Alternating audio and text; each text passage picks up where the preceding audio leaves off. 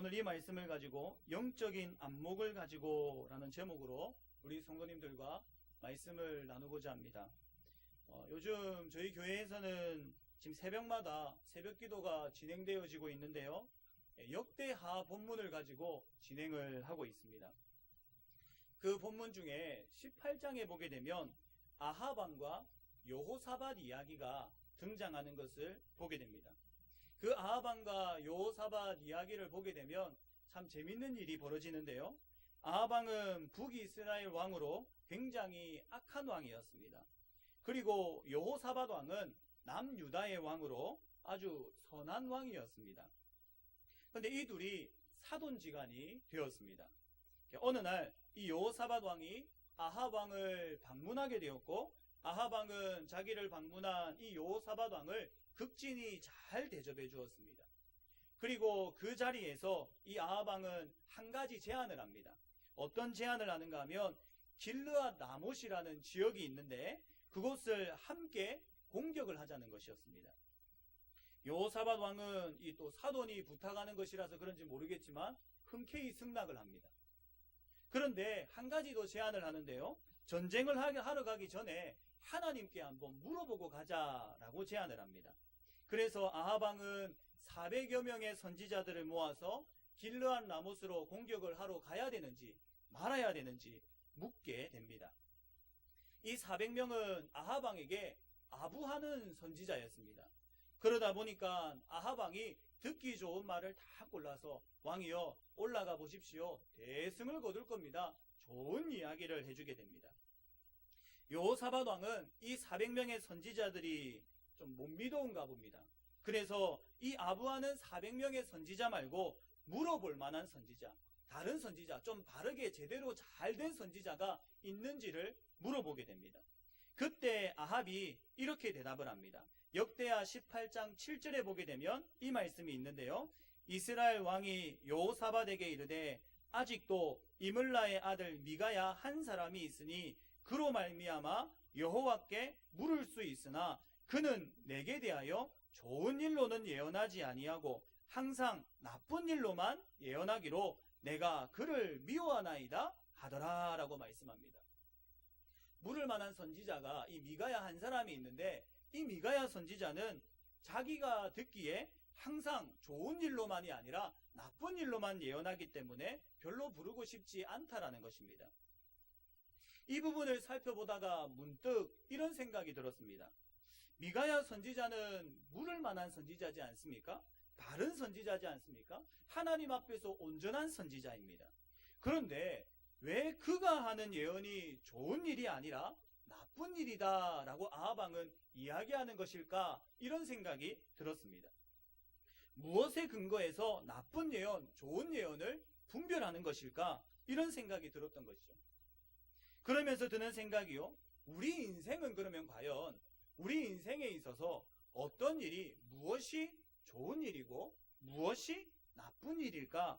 이런 질문을 던지게 되었습니다. 사랑하는 성도 여러분, 우리의 인생에 어떤 일이 좋은 일이고 내 인생에 있어서 어떤 일을 나쁜 일이다 라고 생각을 하십니까? 그리고 내가 생각하는 그 좋은 일과 나쁜 일의 기준은 무엇입니까? 우리 인생에 펼쳐지는 여러 가지 일들을 바라보면서 우리는 이 좋은 일, 또 나쁜 일 이렇게 평가하며 살아갑니다. 그래서 나에게는 좋은 일만 일어나기를 바랍니다. 그런데 제가 이번 주에 여기에 대해서 곰곰이 묵상하며 깨달은 결론이 무엇이냐면 우리 인생에는 좋은 일도 없고 나쁜 일도 없다라는 사실입니다. 이것이 좋다 나쁘다 내가 결론을 내릴 수가 없다라는 것입니다. 사람의 유한한 생각으로, 짧은 생각으로는 이것이 좋은 일이다, 저것은 나쁜 일이다, 그 나타나는 현상만 가지고는 판단할 수가 없다라는 것입니다. 예를 들면 이런 것입니다. 우리 고사성어에 보게 되면 세옹지마라는 말이 있지 않습니까? 이 고사성어의 유래를 보면 이러합니다. 옛날 중국 변방에 세옹이라는 사람이 있었는데요. 이 사람이 애지중지 기르던 말이 있었습니다. 그런데 이 말이요, 돌연히 고삐가 풀려서 오랑캐 지역으로 도망을 가버렸습니다. 애지중지 기르던 말이 도망을 가버렸습니다. 그러면 이 일은 세홍에게 좋은 일입니까? 나쁜 일입니까? 나쁜 일처럼 보이죠. 그런데요, 그 후 몇 개월이 지난 후에 이 집을 나간 말이 적토말을 대동하고 돌아왔습니다. 야, 도망간 말 때문에 굉장히 훌륭한 말이 공짜로 생기게 된 것이죠. 그러면 그 말이 도망간 것이 좋은 일입니까? 나쁜 일입니까? 말이 도망가기를 잘했네 라고 이야기하지 않겠습니까? 그런데요, 말타기를 좋아하던 그 세홍의 아들이 그 적토말을 타고 가다가 말에서 떨어져 다리가 부러짐으로 장애를 얻게 되었습니다. 그러면 어떤 생각이 들겠습니까? 야, 말이 괜히 도망가서 이상한 적토마 한 마리 데리고 와서 다리가 부서져 버렸네? 한탄하지 않겠습니까? 다시 나쁜 일처럼 되어버리고 말았습니다.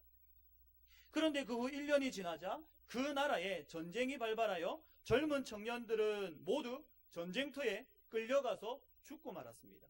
그런데 다리에 장애가 있었던 세홍의 아들은 징집 대상이 되지 않아서 전쟁터에 나가지 아니하고 무사히 오래도록 살게 되었습니다.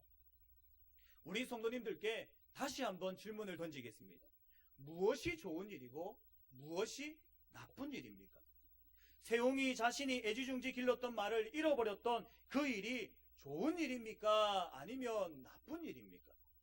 순간순간 바뀌지 않습니까? 나타나는 현상을 보고서는 좋다, 나쁘다로 판단할 수 없습니다. 그와 마찬가지입니다. 우리 인생에 여러 가지 현상들이 나타나지 않습니까? 그 현상들을 바라보면서 우리 인생을 좋고 나쁘다로 판단할 수가 없더라는 사실입니다. 내 인생은 즐겁고 좋은 인생이야? 아니면 내 인생은 비참하고 나쁜 인생이야? 판단할 수 없다는 사실입니다. 세상 사람들은요, 현상을 바라보면서 인생을 판단합니다. 현상을 바라보면서 인생을 좋다 나쁘다로 판단하며 살아갑니다. 왜냐하면 다른 사람들이 자신에게 나타나는 그 현상에 주목하고 그 현상이 어떠한지 관심이 많기 때문입니다. 그래서 큰 집에 살고 좋은 차를 타고 다니고 높은 학벌을 지니고 돈이 많으면 좋은 인생이라고 판단해버립니다. 반면에 가난하고 건강하지 못하고 가진 것이 없고 좋은 집 좋은 차 타지 못하면 좋지 못한 인생, 나쁜 인생으로 판단해버립니다. 나타나는 현상이 좋으면 좋은 인생, 나타나는 현상이 나쁘면 나쁜 인생으로 판단해버리더라는 것입니다. 그러나 사랑하는 성도 여러분, 이 나타나는 현상에만 관심이 있어서는 우리 인생을 바르게 판단할 수가 없다라는 사실입니다. 내 인생을 어떻게 바라보십니까? 나타나는 현상만 바라보아서 혹 내 인생을 쉽게 판단해 버리지는 않으십니까? 나타나는 현상에만 관심이 있어서는 우리의 인생은 엄청난 굴곡의 그래프를 그리게 됩니다. 이 세홍지마에서도 보았듯이 말을 잃어버리면 상심했다가 말이 적토마를 데리고 오면 기뻐했다가 그 적토마를 타던 아들이 다리가 부러지면 다시 슬퍼했다가 그 아들이 징병되지 않아 안전하면 다시금 웃는 이런 엄청난 굴곡이 있는 그래프를 그리게 됩니다. 우리 믿는 사람들은 현상만을 바라봐서는 안 됩니다. 우리 믿는 사람들은 영적인 눈을 가져야 합니다. 인생을 좋다 나쁘다로 판단할 때에 그 현상만 가지고 판단해서는 안 됩니다. 그 인생을 좋다 나쁘다로 판단할 것이 아니라 그 인생을 통해 하나님이 어떤 뜻을 가지고 계신지를 바라봐야 한다는 것입니다. 나타나는 현상이 아무리 좋지 않아도 그 가운데서 하나님의 뜻을 발견하게 되면 그 인생은 달라지게 됩니다. 그러나 나타나는 현상이 아무리 좋다 하더라도 그곳 가운데서 하나님의 뜻을 발견하지 못하면 그 인생은 불쌍한 인생이 되고 마는 것입니다. 요셉의 인생을 한번 보시기 바랍니다. 요셉의 인생, 형제들에게 인신매매를 당했습니다. 애굽에 종으로 팔려갔습니다. 종살이를 했습니다. 성추행범으로 몰렸습니다. 배신을 경험했습니다. 세상적으로 볼 때에는 다 좋지 못한 일이지 않습니까? 일생에 일어나지 않았으면 좋았겠다라는 그 일들이지 않습니까? 그런데 어떻습니까? 그것 가운데서 하나님의 뜻을 발견하니 그의 인생이 달라집니다. 그 어려움 가운데서도 낙심하거나 좌절하지 않습니다. 오히려 하나님의 뜻을 기대하며 꿈을 꿉니다. 결국 하나님의 뜻을 발견한 요셉은 애굽의 총리 대신이 되어서 이스라엘 백성들을 먹여 살리는 놀라운 하나님의 사역을 감당하게 되더라는 것입니다. 사랑하는 성도 여러분, 나에게 일어나는 여러 가지 일들이 있습니다. 그 일들에 대해서 좋은 일이다, 나쁜 일이다 쉽게 판단하지 마시기 바랍니다. 왜 나에게는 이렇게 좋지 않은 일들만 생기나? 왜 나에게는 좋은 일이 없나? 이러한 생각을 하지 마시기 바랍니다. 우리들의 삶은 좋다 나쁘다로 쉽게 판단할 수 없습니다. 오히려 그곳 가운데서 하나님의 뜻이 무엇인지 발견하는 우리들이 되기를 소원합니다.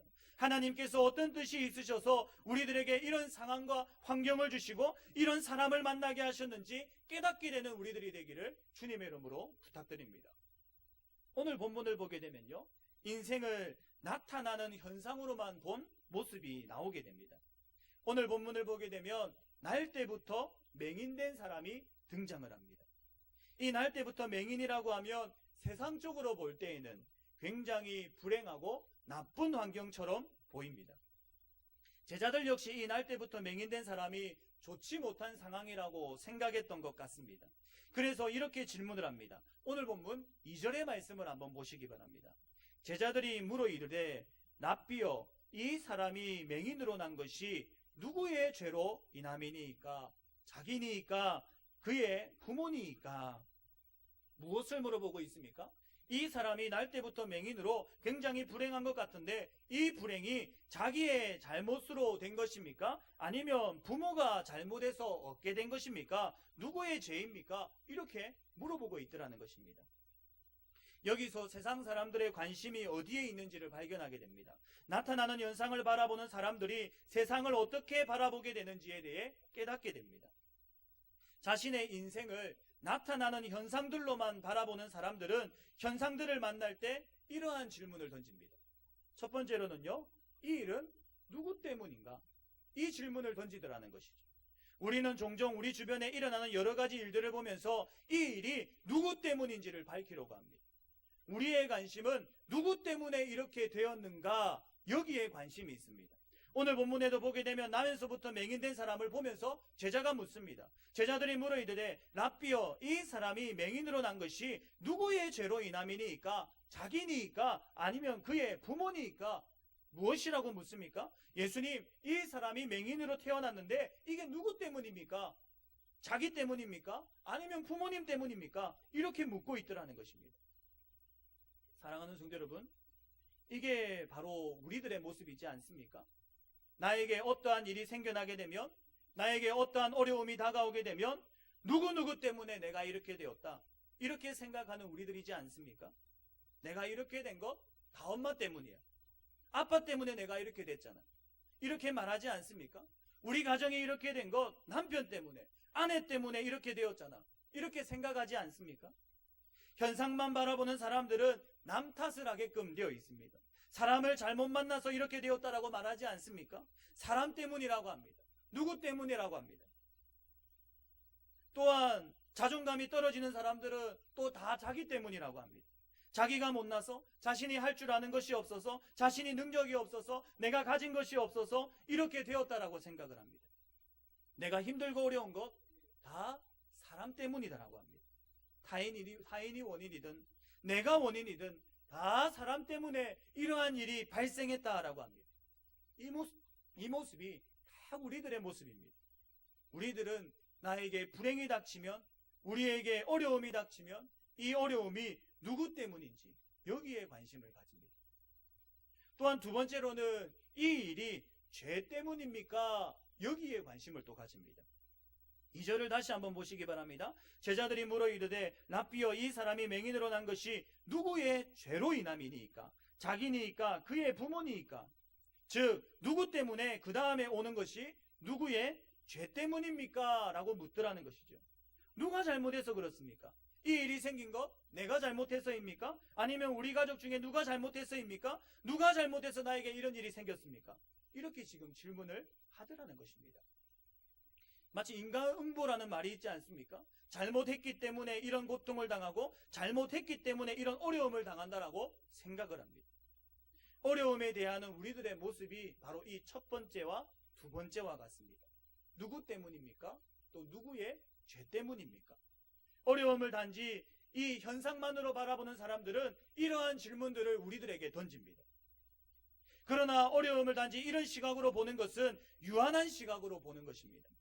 현상만을 바라보는 것입니다. 세상적인 시각으로 보는 것입니다. 즉 드러나는 것만을 보는 것입니다.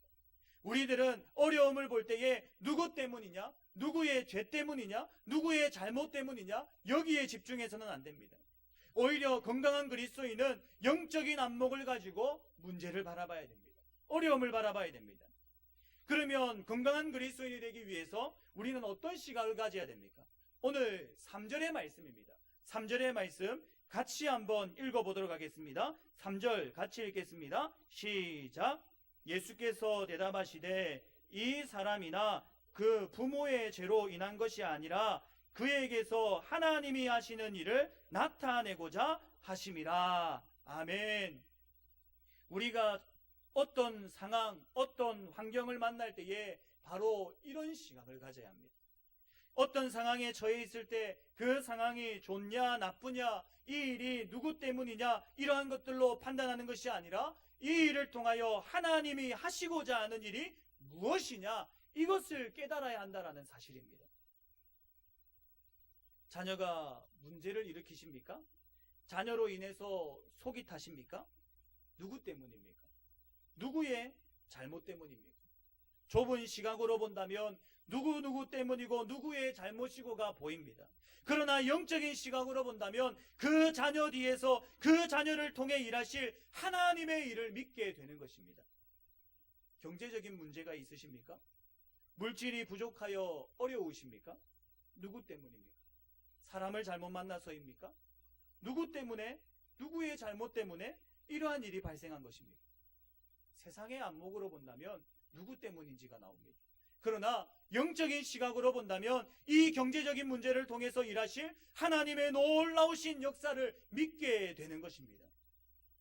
오늘 본문 이 날 때부터 맹인된 사람을 보시기 바랍니다. 많은 사람들이 이 사람에게 입을 대었습니다. 맹인으로 태어났다는 것은 분명 저 사람이 태속에서부터 죄를 지었거나 아니면 부모님이 큰 잘못을 저질러서 저렇게 되었을 거야. 잘 못 살았으니까 저렇게 되었지. 바르게 못 살았으니까 저렇게 불행하게 살아가지. 지금 뒤에서 수근수근 되지 않습니까? 그런데 이 맹인된 사람으로 인해 어떠한 일이 벌어졌습니까? 이 맹인됨으로 인해 하나님께 어떻게 쓰임을 받았습니까? 예수님을 나타내는 귀중한 도구가 되더라는 것입니다. 오늘 보면 뒤로 넘어가 보게 되면 하나님이 어떤 분인지, 예수님이 어떤 분인지, 예수님이 메시아인지 이 맹인됨으로 인해서 증명하더라는 것입니다. 육적인 맹인이 아니라 영적인 맹인이 진짜 맹인임을 가르쳐주는 귀중한 도구가 되더라는 사실입니다. 사랑하는 성도 여러분, 우리에게 일어나는 여러 가지 일들은 우연히 일어나지 않습니다. 하나님께서 계획하시는 그 모든 계획 속에서 진행되어지고 있습니다. 심지어는 우리들의 실수, 우리들의 잘못까지도 사용하셔서 하나님의 역사를 이루어 가시는 분이십니다. 우리의 육안을 통해 현상만을 바라보지 마시기 바랍니다.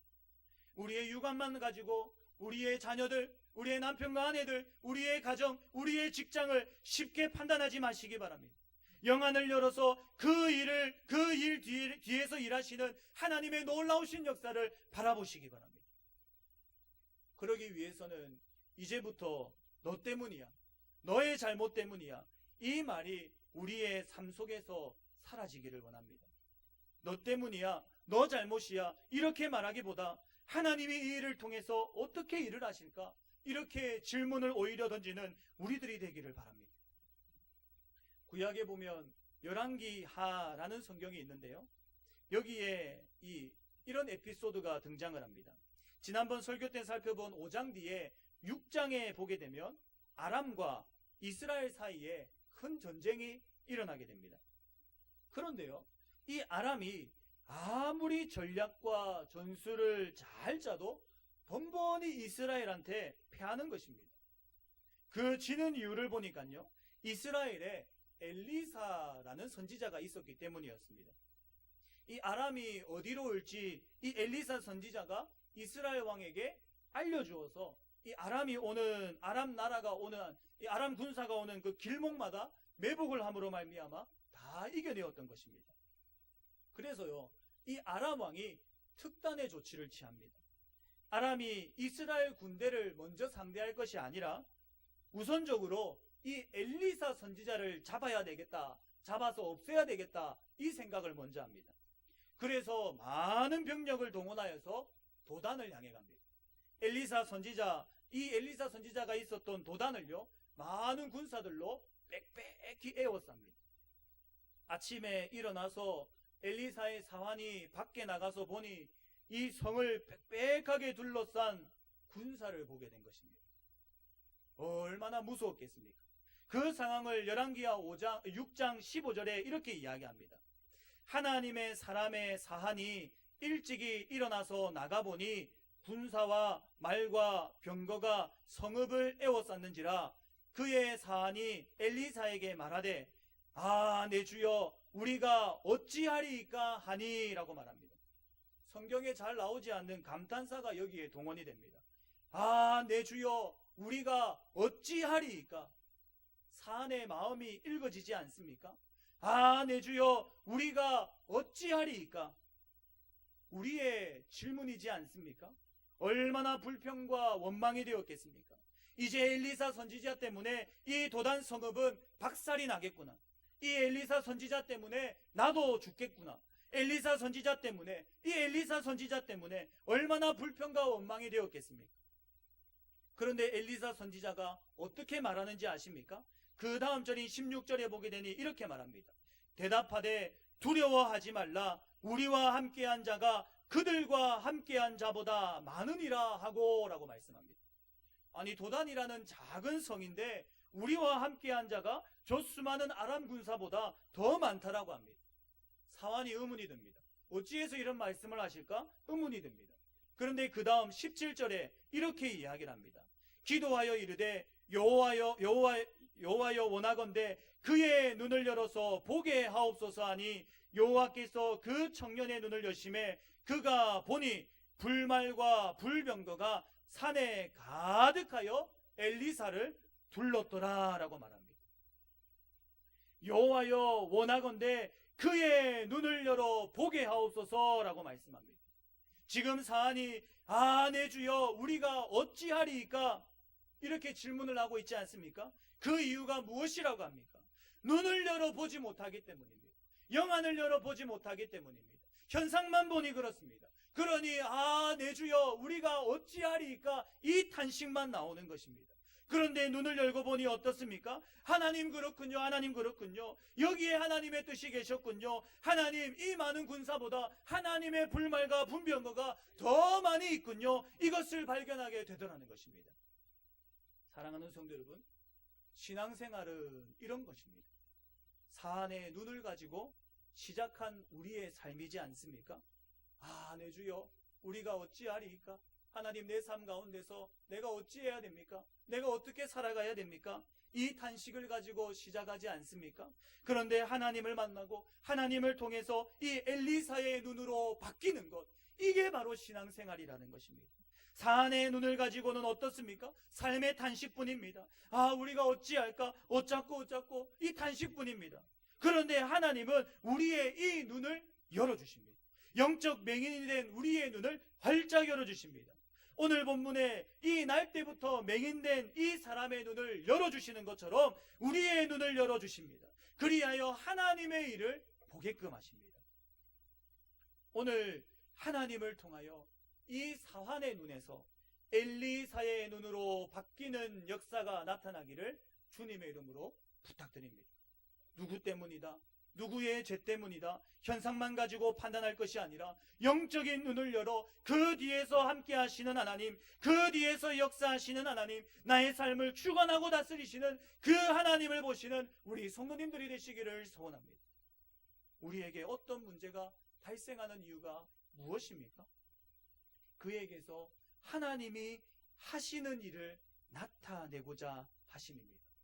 그렇기에 나에게 어려움이 있다는 것은, 나에게 고난이 있다는 것은, 나에게 문제가 있다는 것은 내가 아직 이 땅에서 하나님의 뜻을 이루기 위해 할 일이 있다라는 것입니다. 나에게 문제가 있다는 것은 나를 통해 하나님이 하시고자 하는 그 일들이 있다라는 것입니다. 그렇기에 문제는 나의 사명입니다. 문제는 나의 사명입니다. 사랑하는 성도 여러분, 많이 아프십니까? 어떤 시련과 고통을 당하고 계십니까? 자녀로 인해서 가슴이 쓰라리고 아프십니까? 바른 길을 가지 못하는 자녀로 인해서 여전히 문제 가운데 있는 자녀로 인해서 힘들고 어려우십니까? 남편으로 인해서 이 아내로 인해서 고통스러우십니까? 마음이 잘 맞지 않고 의견이 충돌해서 힘이 드십니까? 물질로 인해서 이 가난이 극복되지 않아서 또 사업이 잘 되지 않아서 지출할 곳은 많은데 수입은 없어서 괴로우십니까?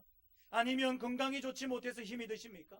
아니면 영적인 문제 때문에 영적으로 회복되고 싶은데 여전히 회복되지 않고 죄 가운데 빠져있는 나를 보며 고통스럽고 힘이 드십니까?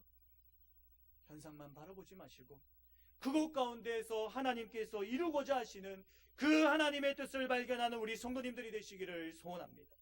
하나님께서는 우리의 아픔을 통해 우리의 고통과 문제를 통해 하나님의 놀라우신 뜻을 우리의 삶 가운데 나타내시기를 소원하십니다. 인생은 사실이 아니라 해석이다라는 말이 있습니다. 사건이 아니라 해석이라는 말이 있습니다. 일어나는 현상보다 그 현상을 잘 해석해낼 때에 인생의 바른 의미를 발견할 수가 있습니다. 나에게 불행만 다가오는 것 같습니까? 나에게 어려움만 다가오는 것 같습니까? 그것이 좋은 일인지 나쁜 일인지는 내가 육안을 가지고 보느냐 영안을 가지고 보느냐에 따라 달려 있습니다. 사안의 눈으로 보시면 답이 없습니다. 답답합니다. 엘리사의 눈을 가지셔야 합니다. 오늘 본문의 제자들의 이 눈으로 이 세상을 보면 누구의 때문입니까? 누구의 죄 때문입니까? 이런 질문만 던지게 됩니다. 예수님의 눈을 가지셔야 합니다. 그때 우리를 통해 이루실 그 하나님의 섭리와 계획을 발견하게 됩니다. 아까 요셉의 인생을 말씀드렸지 않습니까? 그런데 이 요셉이 세상의 안목을 가지고 자신을 바라봤다면 어떠했을 것 같습니까? 형님들 때문에 내가 팔려왔어요. 종이 되었다고 이 나의 가슴 안에 증오심이 가득가득 차지 않겠습니까? 형 때문에 팔려왔다고, 형 때문에 종이 되었다고 이 가슴에 이 분노가 가득 차 있지 않겠습니까? 보디발의 아내 때문에 내가 누명을 쓰고 감옥에 들어왔다고 씩씩대며 살지 않겠습니까? 술 맡은 가는 장은 나를 기억해 주지도 않는다고 비난하지 않겠습니까? 만약 요셉이 세상의 안목을 가지고 살았다면 하나님이 이루실 그 위대한 계획은 이룰 수가 없었을 것입니다. 그러나 하나님의 눈을 가지고 자신의 인생을 바라봤을 때에 자신의 인생 바르게 해석할 수 있었습니다. 우리 성도님들, 이 사안의 눈을 오늘 버리시고 엘리사의 눈을 가지셔서 육적인 안목이 아닌 영적인 안목으로 우리의 인생을 바라보는 우리 성도님들이 되시기를 주님의 이름으로 부탁드립니다. 말씀을 맺겠습니다. 사랑하는 성도 여러분, 이 세상에 우연히 일어나는 일은 아무것도 없습니다. 모든 것이 하나님의 뜻 안에서 일어나는 것입니다. 나타나는 현상만 가지고 좋다 나쁘다 판단하지 마시기 바랍니다.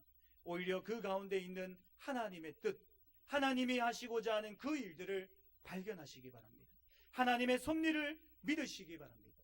문제가 사명임을, 아픔이 사명임을, 고통이 사명임을 깨달아서 영안을 가지고 주님 주시는 이 여러 가지 상황들을 풀어가시는 우리 성도님들이 되시기를 주님의 이름으로 부탁드립니다. 우리가 이 말씀 생각하면서 아까 불렀던 찬양인데요. 나는 믿네.